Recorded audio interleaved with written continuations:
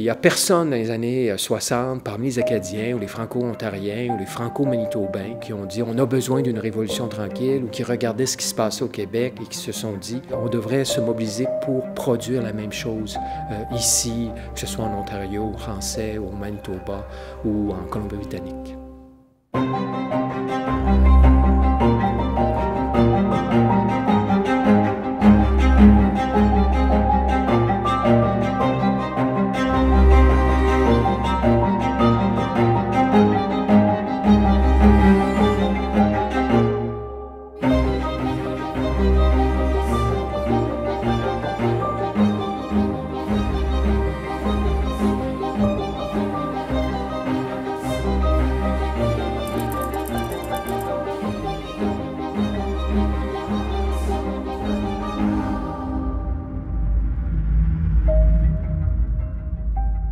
Est-ce qu'il y a eu une révolution tranquille ou des révolutions tranquilles dans les communautés francophones en situation minoritaire? Je le croyais jusqu'au moment où je décide de me pencher sur la question.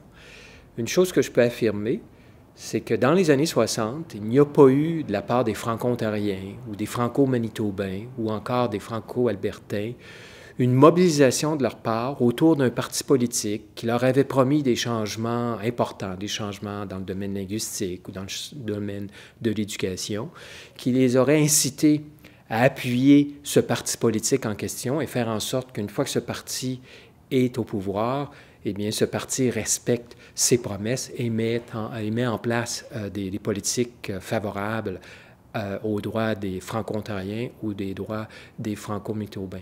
La seule exception à ce que je viens de dire serait le cas des Acadiens, mais seulement les Acadiens au Nouveau-Brunswick, comme on le sait, en 1960.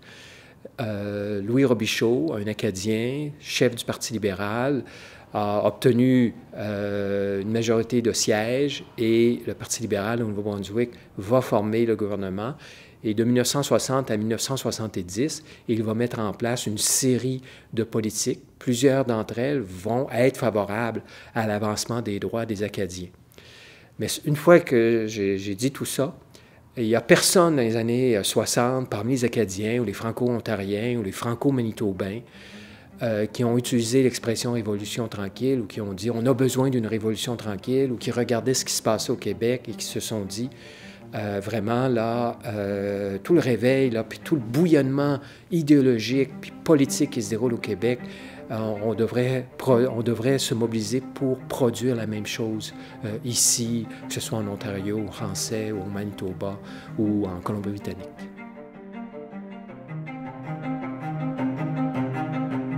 Qui utilise cette expression? Donc, c'est surtout les chercheurs. Lorsque des sociologues, des politologues, des historiens ont commencé à étudier ces sociétés, notamment dans les années 60, dans les années 70, certains d'entre eux ont commencé à utiliser l'expression « révolution tranquille ». Donc, le premier, c'est en 1971, c'est un anglophone. Son nom, c'est Thomas Simon. Thomas Simon est probablement quelqu'un qui est inconnu pour la plupart des gens qui nous écoutent. Thomas Simon va jouer un rôle très important dans le développement d'une nouvelle université en Ontario. C'est l'université Trent, située à Peterborough. C'est environ une soixantaine de kilomètres, 70 kilomètres à l'est de la ville de Toronto. Donc, Thomas Simon faisait partie d'un comité formé par le premier ministre John Robarts, qui était le premier ministre de l'Ontario de 1960 à 1970. John Robarts était entouré d'universitaires pour le conseiller sur la crise constitutionnelle, la crise qui opposait le Québec au reste du pays. Et John Robarts avait besoin d'idées neuves pour faire face à cette crise. Donc, Thomas Simon, c'était un de ces individus. Et en 1971, il a écrit un article portant sur les Franco-Ontariens. Et dès le premier paragraphe de son article, il dit que le Québec vit sa révolution tranquille. Eh bien, l'Ontario, et notamment l'Ontario français, vit sa révolution tranquille. Son article portait sur les changements dans le domaine de l'éducation. Il faut dire qu'en Ontario, jusqu'en 1968, si vous étiez le père ou la mère, ou le père et la mère d'un enfant, et vous souhaitiez que votre enfant obtienne une formation en français, dans les écoles secondaires, vous deviez envoyer votre enfant dans des écoles privées. La plupart du temps, ces écoles étaient administrées par l'Église catholique. Donc, à compter de 1968, le gouvernement John Robarts annonce que le gouvernement ontarien allait financer les écoles secondaires de langue française. Donc, pour Thomas Simon, c'est vraiment là un changement tellement important que l'expression « révolution tranquille » était appropriée pour qualifier ce changement qui allait affecter la communauté franco-ontarienne, non seulement à court terme, mais à moyen et à long terme. Il faut attendre plusieurs années avant qu'un autre chercheur utilise l'expression « révolution tranquille ». C'est un historien acadien, son nom c'est Jacques-Paul Couturier, en 1996. Il publie une synthèse historique sur l'histoire du Canada. Et dans la partie consacrée au Nouveau-Brunswick des années 60, il utilise l'expression « révolution tranquille » pour qualifier les changements qui se sont produits au Nouveau-Brunswick avec l'élection de Louis Robichaud.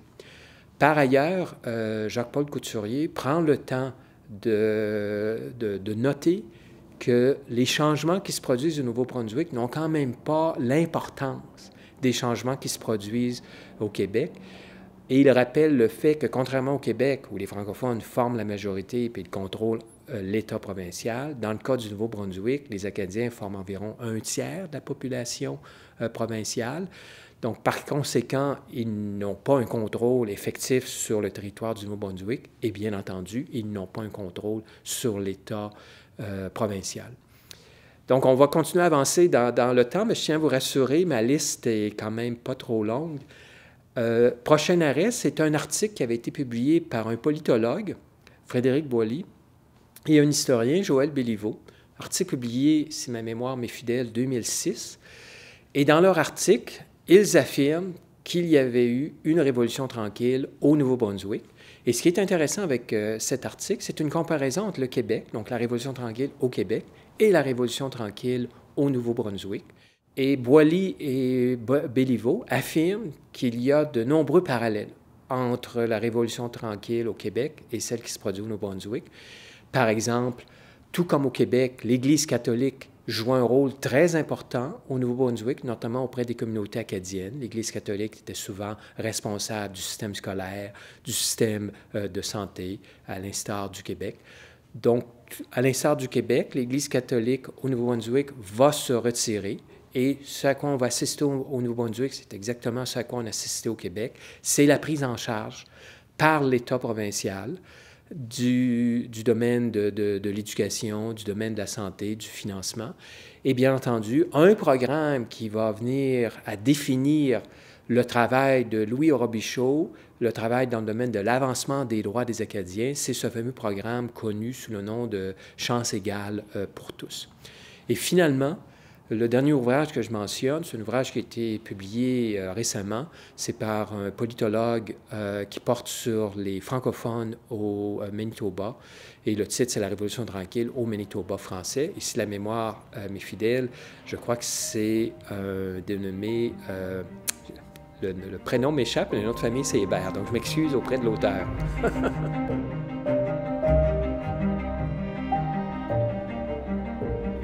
Est-ce que le concept de la Révolution tranquille est analytique? Je veux dire, ça dépend à qui on pose la question. Donc, premier élément, on sait que la population, dans les années 60, n'utilise pas cette expression. Donc, par conséquent, la Révolution tranquille n'est pas une référence mémorielle. Les chercheurs utilisent la Révolution tranquille. Certains l'utilisent comme un cadre d'analyse, alors que d'autres vont l'utiliser comme une manière de qualifier le changement. Mais je pense que ce qu'il faut retenir, c'est qu'il y a peu de chercheurs, à l'exception de ceux qui travaillent sur l'Acadie du Nouveau-Brunswick ou les Acadiens au Nouveau-Brunswick, il y a peu de chercheurs qui utilisent la Révolution tranquille comme cadre d'analyse ou comme manière d'interpréter le changement qui se produit dans les communautés francophones en situation minoritaire.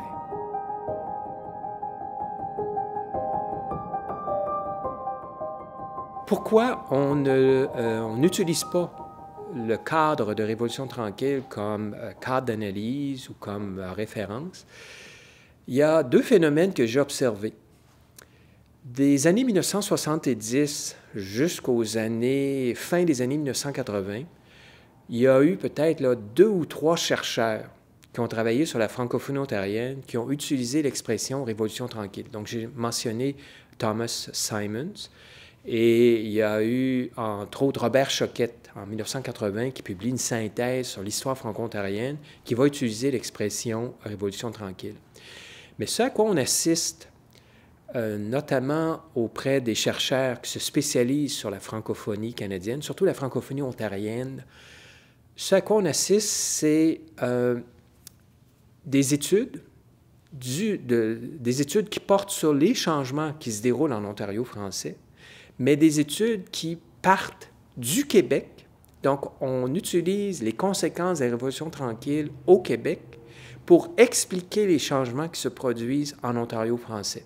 Donc, pour être plus précis dans ma tentative d'explication, c'est qu'on va identifier les fameux États généraux du Canada français qui se sont déroulés à Montréal en 1967. C'était un rassemblement de l'ensemble de la francophonie canadienne et le but du rassemblement, c'était de réfléchir sur l'avenir du Canada français. Et ce qui va se produire lors de ces fameux États généraux du Canada français, il va y avoir une motion qui va être introduite. Et cette motion reconnaissait aux Canadiens français du Québec le droit à l'autodétermination, c'est-à-dire le droit de décider de leur avenir indépendamment de leur lien avec le reste des communautés francophones. Et pour bien des chercheurs, c'est un moment important parce que ça marque la fin du Canada français comme une référence identitaire qui était commune à tous ceux et celles qui parlaient le français au Canada, surtout ceux qu'on va appeler les Québécois, les francophones en Ontario, les francophones au Manitoba, etc. Donc, en réaction à cet événement des États généraux du Canada français, bien des chercheurs qui ont publié sur les Franco-ontariens dans les années 90, dans les années 2000, dans les années 2010, ils vont expliquer les changements qui se produisent en Ontario français en disant que ces changements sont en réaction à ce qui se produisait au Québec. Donc ça, c'est le cas des Franco-ontariens. Dans le cas des Acadiens, contrairement aux Franco-ontariens, dans le cas des Acadiens, des années 1970 aux années 1990, il n'y a pas de chercheurs qui utilisent l'expression « Révolution tranquille » ou qui utilisent le cadre analytique de la Révolution tranquille pour expliquer les changements qui se produisent au Nouveau-Brunswick, notamment lors de l'élection de Louis Robichaud et toutes les politiques qui vont être mises en place. C'est dans les années 90, et j'avais mentionné tout à l'heure Jacques-Paul Couturier. Donc, Jacques-Paul Couturier va être parmi les premiers chercheurs qui va dire, écoutez, ce qui se produit au Nouveau-Brunswick dans les années 60, ça ressemble drôlement à une révolution tranquille. Et comme je l'ai mentionné, par le site, on va avoir l'Acadien Joël Béliveau et puis Frédéric Boilly qui vont publier un article. Et depuis ce temps, si vous ouvrez des ouvrages qui portent sur l'Acadie, notamment l'Acadie du Nouveau-Brunswick, des synthèses historiques, et que vous allez immédiatement lire le chapitre qui porte sur les années 60 ou le chapitre qui porte sur les années 60-70, il va y avoir une référence à la Révolution tranquille. Mais ce qui est intéressant dans le cas de la Révolution tranquille en Acadie, surtout l'Acadie néo-brunswickoise, par comparaison à la Révolution tranquille au Québec, comme on sait au Québec, depuis des années, les chercheurs vont se chamailler de manière polie sur le cadre historique, par exemple, à quel moment la Révolution tranquille débute et surtout à quel moment la Révolution tranquille se termine. Dans le cas du Nouveau-Brunswick, il y a un consensus. Le consensus, c'est que la Révolution tranquille débute en 1960 et elle se termine avec la défaite de Louis Robichaud lors des élections provinciales de 1970.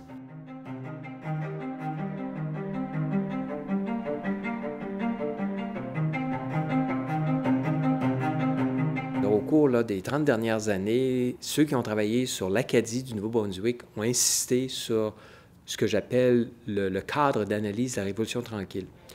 Mais plus récemment, certains chercheurs ont dit qu'il y a également des sources externes à ce militantisme. Donc, ce n'est pas juste Louis Robichaud et puis son équipe autour de lui qui sont responsables de cette Révolution tranquille. Il y a des sources extérieures et plusieurs chercheurs utilisent maintenant ce qui est connu sous le nom des 60s Studies, c'est-à-dire le fameux air de temps des années 60, c'est-à-dire toute cette effervescence idéologique, culturelle, qui se produit aux États-Unis, en France, en Grande-Bretagne, en Italie et ailleurs dans le monde. Donc, il y a plusieurs chercheurs, je pense entre autres à Joël Béliveau avec son fameux livre, là, Le Moment 68.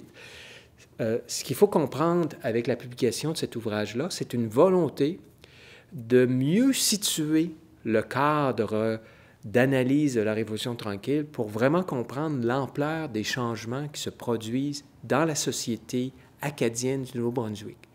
Et ce que Joël Béliveau et d'autres ont fait, c'est qu'ils se sont intéressés notamment aux étudiants, ils se sont intéressés à leur militantisme, et ce qu'ils affirment, c'est que ces étudiants-là, qui vont jouer un rôle important en mettant la question linguistique à l'avant-plan, en contestant les valeurs sociales, en dénonçant ce qu'ils appelaient le conservatisme social, en dénonçant les élites. Ce que Joël Béliveau et plusieurs autres vont nous rappeler, c'est que cette fameuse révolution tranquille qui se produit au Nouveau-Brunswick, eh bien, elle a aussi des éléments extérieurs.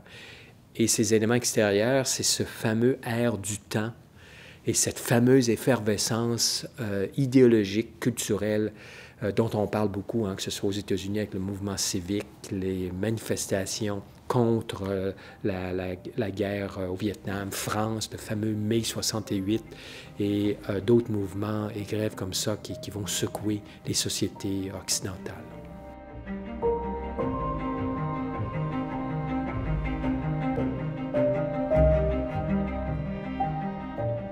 Donc, est-ce que les acteurs politiques au Québec, les acteurs politiques de la Révolution tranquille ont influencé ça à l'extérieur du Québec? Il m'est impossible de répondre à cette question parce que voilà un aspect à fouiller.